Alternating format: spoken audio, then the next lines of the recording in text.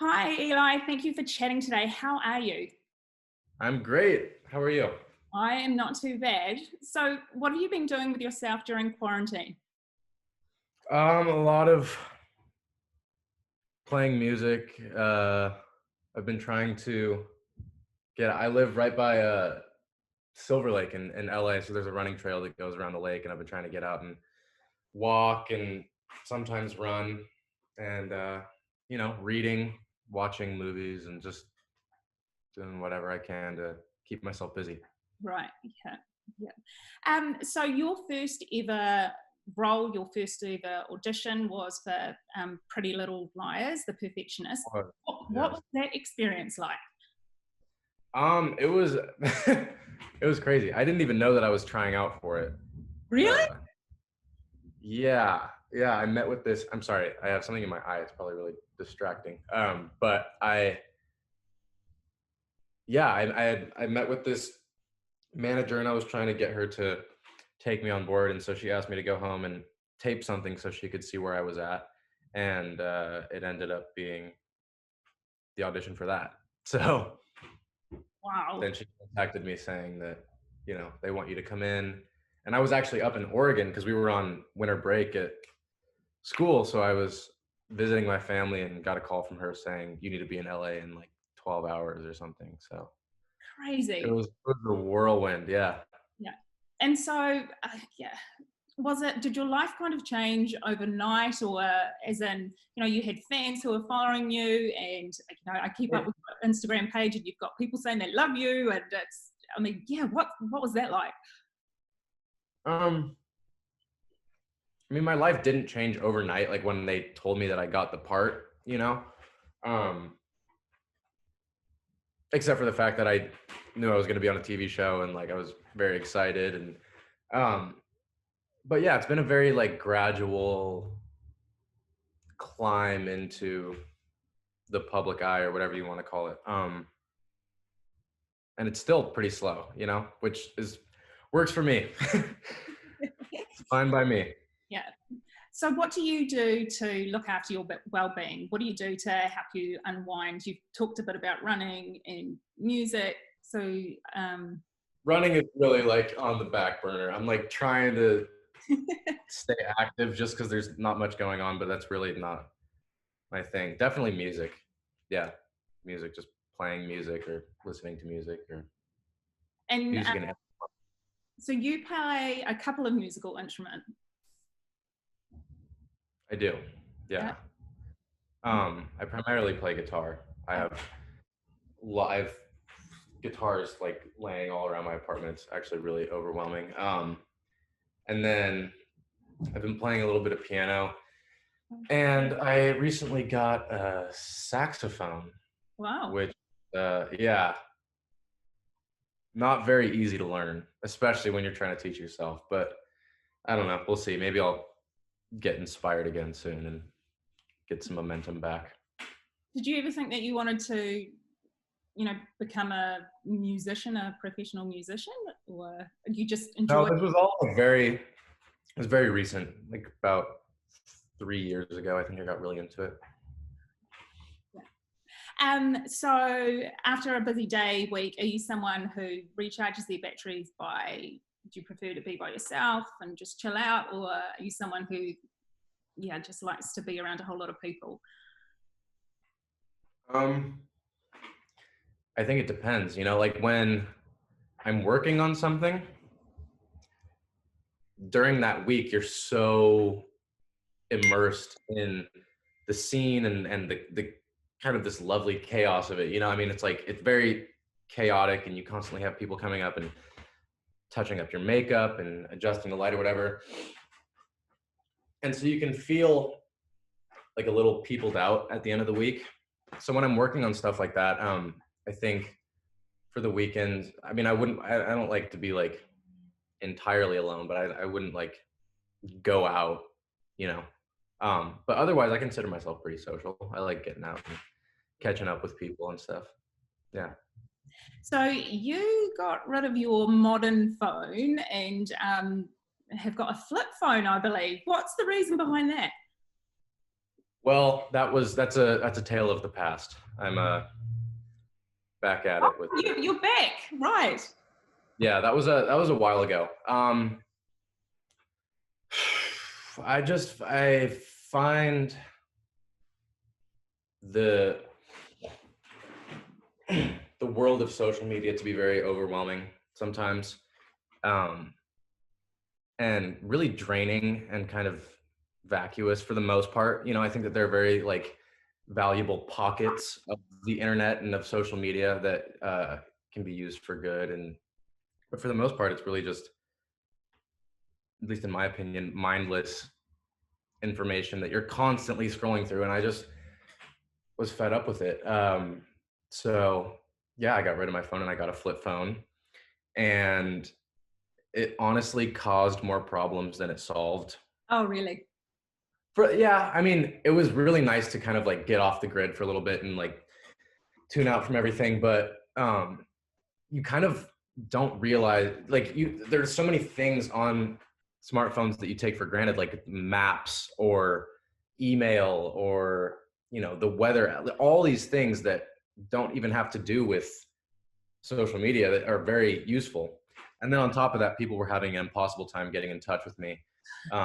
And so I was always having people like contact me through my brother or, you know, my mom or this person or that. And so whoever was like whoever was the middleman was getting super fed up with it.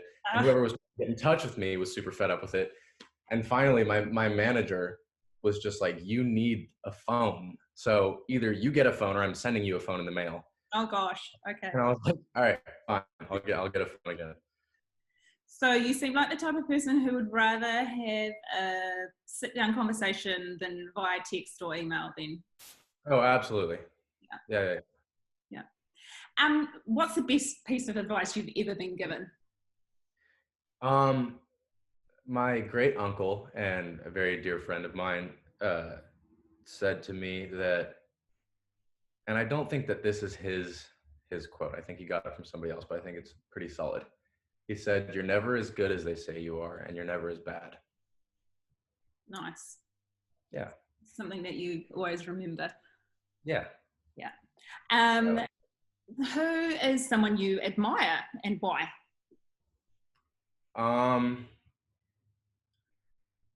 mostly musicians, just all sorts of musicians all over the place, free thinkers, and yeah. Do you listen Like, to a range? what? Do you listen to a range of different music or you got, Yeah. Well, I mean, not a wide range, but I mean, I love folk, you know, like very like lyric driven music. I love the blues, jazz, bossa nova stuff. Just, you know, yeah. yeah. So have you got a favorite quote? A favorite. Quote. Yes, I do actually. Um, Jimi Hendrix. He said, "When the power of love overcomes the love of power, the world will know peace." Nice. Or Yeah. no, did I get that right? I feel like it's so easy to mess up. Yeah, the power of love overcomes the love of power. Yeah. So if I was to ask your friends to describe you in 5 words, what would they say? Honestly, the way that me and my friends interact with each other, we're just assholes to each other. So I don't even want to know what they have to say about me. Okay. Right. But I love them. They love me. I mean, it's all very like good-hearted, you know? Yeah. Yeah. Having a good time. Yeah. Yeah. So your recent role sees you playing Brent on Netflix, The kItlist. Now there is a line in the movie which I love. I loved it so much that I actually paused the movie and then went back and wrote it down because I thought, actually, yeah, it really spoke to me. And it's when your on-screen crush Kayla, she says to you, "What kills the future is fear. What would you do if you had no fear?" So I'm asking you, yeah, have you got a list, or what would you do if you had no fear? I think it's so hard even like wrap your head around what it means to live without fear, you know, because it's so, of course that's the ideal way of living, but it's so unrealistic, honestly. I mean, everybody has some sort of fear, whether it's completely rational or irrational or minor, whatever, you know. I think everybody lives with fear.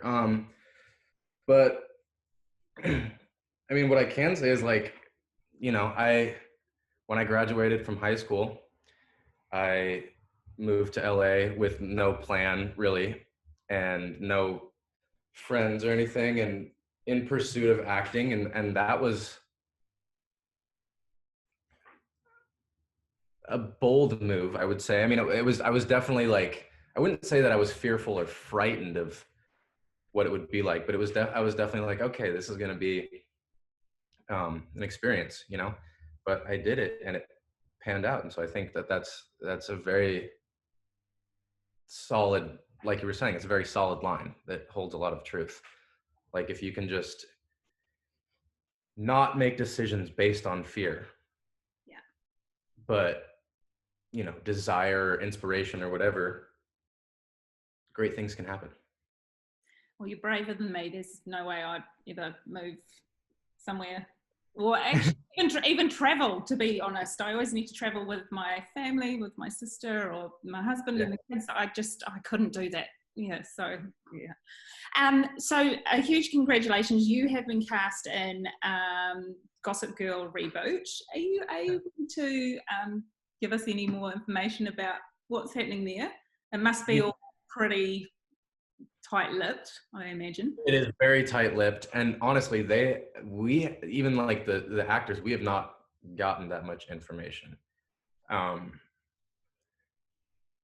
So I really have like this much, and I can share like that much. Right. Yeah, but my character is a really cool guy. He's this really, he's like really wealthy. His family is very wealthy, but he uses that wealth for good, and he's a humanitarian. He's a very grounded, cool guy, and yeah, I don't think I can share much more, but I'm excited to bring it to fruition and show you guys the finished product. So obviously that's all on hold at the moment until... Yeah, it's on hold. Yeah, just kind of taking it day by day and seeing how things play out. I know that we're planning to shoot in New York, and actually, as of right now, New York is doing a lot better than LA. Okay. Yeah. So we'll Just see. taking it day by day. Hey, Eli, thank you so much for taking the time to chat. Yeah, I look forward to watching Gossip Girl, and yeah, just keeping a track on how you're going. And yeah, so thank you. Yeah, no, thank you very much for having me. Thanks.